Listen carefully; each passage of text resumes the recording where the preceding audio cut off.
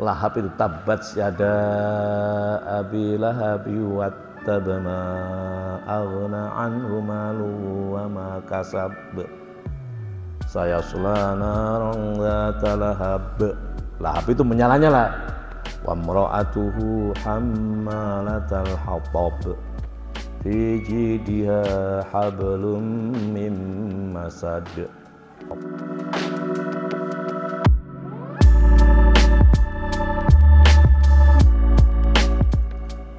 Wis orang kalau sudah gini Mbak, kalau sudah mengingkari kebenaran ilmunya yang dalam dadanya, dia akan mengolok-olok siapapun di luar dirinya, bahkan bojone diajak, anaknya diajak. Makanya kuncinya aja sampai ngabu jahal. Jenengan lek ngabu jahal, selanjutnya akan ngabu lahab. Ngabu lahab itu gimana? Menyerang orang lain termasuk ngajak bojone. Wa mra'atuhu hamma latal hatab, bahkan bojone iso lebih benci ngoten Mbak nggih. Nggih to? Urip teng sampean lho, sampean kadung mangkel kalih tiyang niku mboten sampean tok sing mangkel bojo, sampean jak anak sampean jak kanca sampean jak untuk membenci orang. Niki lek Abu Jahal tidak engkau tundukkan. Bagaimana menundukkan Abu Jahal itu? Balik nang ilmune dhewe. Ya apa carane? Niatmu ditandani. Niate ditandani. Apa gak oleh niat krono harta, krono wanita, krono jabatan? Oleh iku ning ndang dandanono lillah wali rasulih. Kenapa awalnya mula aku pengen sugih? Dandanono apa sugih gak oleh? Oleh ning digawa lillah wali rasul. Biyen aku nyambut gawe pokoke oleh sugih, pokoke oleh iki. Ayo saiki ditandani lillah wali rasul. Untuk apa? Diambil untuk disowankan kepada Allah, disedekahkan untuk bangun masjid. Bapak-bapak suge-suge mbiyen waktu kan aku njobat oleh saiki kesempatan ngoten lho. 3 mbiyen apa gak oleh? Oleh, tetep oleh, gak apa-apa. Tobaté piye? Ndang dibawa wali rasul. Itulah makna hijrah yang sesungguhnya. Baru kita akan bisa Madinah. Apa Madinah itu? Kita akan hidup damai dengan siapa, apa tanpa membeda. Simbolnya adalah Abu Bakar. Apa Abu Bakar itu? Bakar itu artinya pagi hari, sehat sejahtera artinya. Perawan. Ada yang mengatakan kenapa disebut Abu Bakar? Ya karena istri Nabi satu-satunya yang perawan itu anaknya Abu Al-Quhafah ini. Namanya Abdullah Al-Quhafah. Dipanggil Abu Bakar. Abu itu yang punya, Bakar itu perawan atau pagi hari. Bikaroh itu perawan, Bukroh pagi hari. Sebelum tuluk matahari, ngenten iki jenenge Bukroh. Repet-repet cara Jawa nih, Bukroh. Artinya apa? Lek jenengan sudah betul-betul membawa lillah wali rasul dijamin sehat, simbol Abu Bakar. Sehat ku piye? Segep sedekah sugih duit. Kaya Abu Bakar. Abu Bakar itu duwe akeh ning hartanya untuk perjuangan Kanjeng Nabi, untuk membela Islam. Dadi wong sing sugih tapi lillah wali rasuli. Kenapa? Wong sedekah iku kudu duwe duit, Pak. Gak ono ceritane aku tak sedekah sing akeh, endi duwe? Tak utang ora iso. Nah, lek pun ngoten, nanti simbolnya lagi adalah Al Faruq Umar binul Khattab. Jenengan akan gagah perkasa. Enggak ngelentu urip. Islam itu kaya Umar. Ning aja ngumar tok, Pak. Nek ngumar tok ngisin-ngisini. Jenengan bisa ngumar nek Abu Bakar. Sedekah akeh, hidupnya untuk agama, baru kemelinti enggak apa-apa. Gampangan ngoten lho. Ya. Baru nanti berikutnya masuk pada Utsman. Apa Utsman itu? Agamis. Gitu. Qur'ani agamis. Simbolnya malah apa? Ali. Apa Ali itu? Cerdas, pinter, ceria. Diperebutkan banyak orang. Kabeh wong jatuh cinta ning Sayyidina Ali. Sampai Kanjeng Nabi dawuh, "Ana Madinatul ilmi wa aliyun babuha." Aku gudangnya ilmu, pintunya lewat Ali. Kabeh orang belajar pada Ali. Kembali pada tajaddud bin niyah. Saya kira begitu pertemuan pagi ini, semoga di tahun Hijriah 1444 ini Allah selalu memberikan bimbingan kita yang lebih baik, mengampuni pada tahun-tahun yang lalu bila ada kesalahan. Kalau ada yang bertanya monggo, kalau tidak ada saya tutup. Nggih. Nggih, monggo nggih. Waalaikumsalam warahmatullahi wabarakatuh.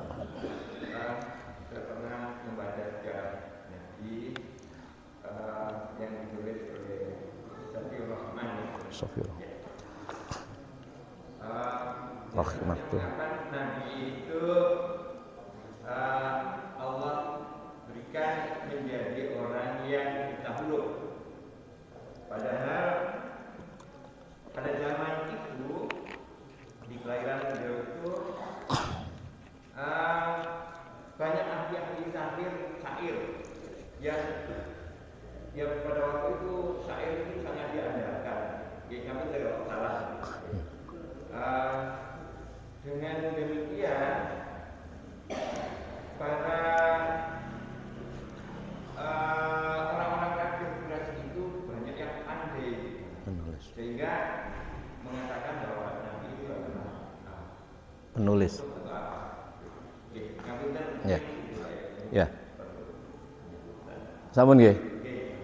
Jadi penisbatan atau penyebutan Nabi sebagai buta huruf yang ditranslate dari pengertian al-ummi, an-nabiyul ummi itu tidak tepat. Penulis sejarah sendiri namanya Ar-Rahiq Al-Maktum bukunya, judulnya itu. Nah, itu al-ummi, an-nabiyul ummi itu bukan buta huruf. Nabi tidak pernah belajar pada manusia. Jadi Nabi tidak pernah belajar kepada selain Allah. Ilmu yang dimiliki oleh Nabi itu dari Allah semuanya. Nabi pandai menulis. Tulisan Nabi itu mirip-mirip Quran. Tulisan Nabi itu indah, kalamnya sastrawi, adabi. Maka Bapak Ibu kalau membaca Ar-Rasail An-Nabawiyah, ya, buku itu surat-surat Nabi kepada para raja-raja, ya, itu luar biasa. Indah sekali. Hadza min Muhammadin Rasulullah sallallahu alaihi wasallam kataba ilaka dan sunnah. Luar biasa itu. Kalamnya tegas dan enak. Ini orang, saya pernah membaca salah satu risalah Nabi, surat Nabi kepada seorang raja di Najas. Itu. Luar biasa. Ini orang membaca tulisan ini mau nggak mau ya mesti bertekuk lutut. Ini tulisan Nabi. Artinya apa? Bahwa Nabi itu pandai menulis dan pandai berbahasa. Hanya tidak pernah masuk sekolah, itu aja loh bedanya. Maka disebut buta huruf. Buta huruf itu bukan berarti nggak ngerti pengertian Nabiyul Ummi. Nabi itu buta huruf. Kita akan terjemahan kita. Itu terjemahan dari An-Nabi Al-Ummi. Nabi induk kan, Ummi. Artinya belajarnya ke induk saja kepada Allah saja.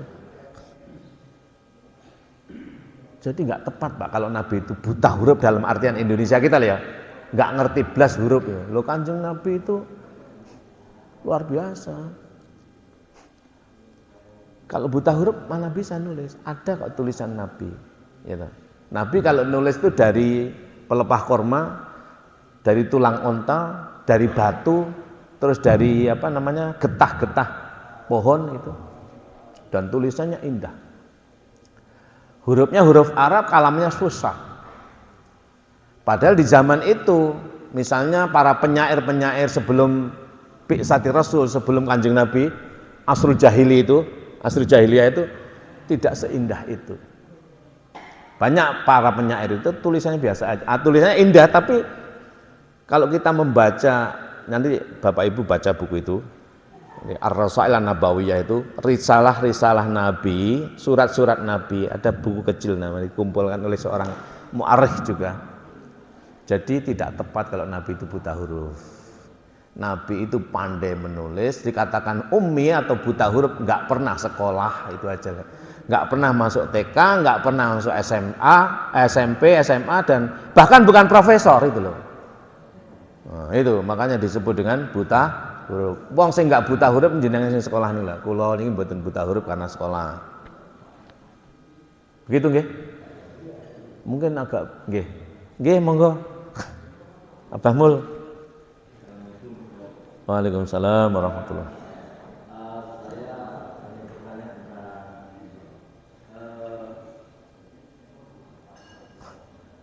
Keadaan kekinian yang masih terjadi di mana pusatnya justru di Keraton Solo atau Jogja, yang di mana juga misalnya di daerah tertentu masalah tertentu. Di Solo mungkin ada apa namanya kerbau yang bule yang dilarang, seterusnya, yang mereka itu kalau berdoa pun juga secara muslim, kalimat-kalimat haram. Nah, apakah di sana itu masih terjadi keabu jahalan?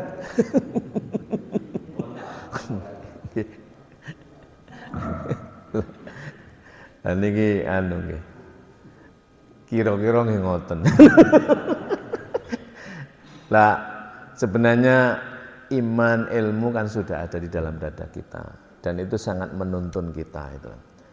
Kenapa kita ini kadang-kadang terlalu jauh dari cara-cara atau praktek beragama ini, kadang terlalu jauh dari agama karena terlalu banyak buku yang kita baca. Mohon maaf ya, bukan berarti buku itu tidak penting. Buku-buku agama yang notabene-nya itu bersumber dari Al-Quran dan Sunnah itu kadang terlalu jauh. Cobalah saya mengajak kembali pada Quran. Quran itu begitu simpel, hadis itu begitu mudah dipahami dan tidak berbelit. Quran itu begitu aja itu loh, enak itu loh. Nah, berbeda ketika kita itu membaca pikiran orang yang diproduk dari yang dinamakan agama-agama itu. Buletnya bukan main itu. Saya kalau membaca Quran kok dapat ya malahan. Tapi kalau baca, mohon maaf bukan berarti merendahkan kitab-kitab atau apa. Nah, itu buku-buku itu kadang-kadang mohon maaf, lalu menjadi jauh kita cara beragama yang semestinya tidak harus belit-belit lewat apa Nyiroro Kidul atau langsung aja dimanapun bisa. Masuk PT ya kan padha karo dhewe PT itu. Kerbau sapi lek padha wae. Tapi ngajak ngomong pada kerbau juga enggak apa-apa loh. Saya itu punya kucing ya tak ajak ngomong. Kayak wong gendeng. Istriku punya kucing namanya Gombal Gambil. Gombal Gambil karena perutnya nyusani kan Gombal Gambil, dipanggil Gombal Gambil. Diajak ngobrol. Padahal ya rapat krungu. Kadang tak ajak ngaji juga. Saya baca Quran tak suruh dengerin ya dengerin, mau juga. Aku ngaji pagi ya mau gitu. Hanya saja kalau kemudian itu disokkan itu kan yo apa yo. Ya saman kira-kira piyambak lah, Bu. Monggo balik teng Quran mawon nggih.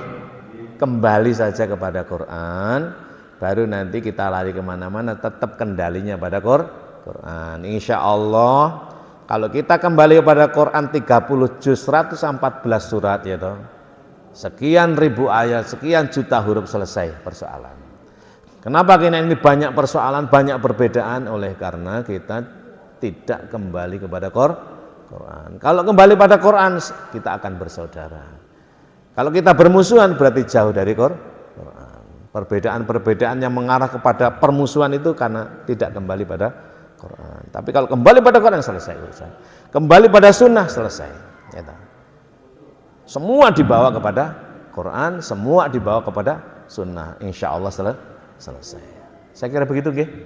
Matur suwun Pak, ngapunten kathah ini sudah waktunya tulu, monggo sareng-sareng mangke salat piyambak maksud saya, lakukan salat syuruk atau salat tulu 2 rakaat. Fadilahnya sama dengan haji dan umroh, gitu. Orang yang salat ini diampuni dosanya dan mendapatkan pahala haji dan umroh. Wa'alaikum minkum. Wassalamualaikum warahmatullahi wabarakatuh.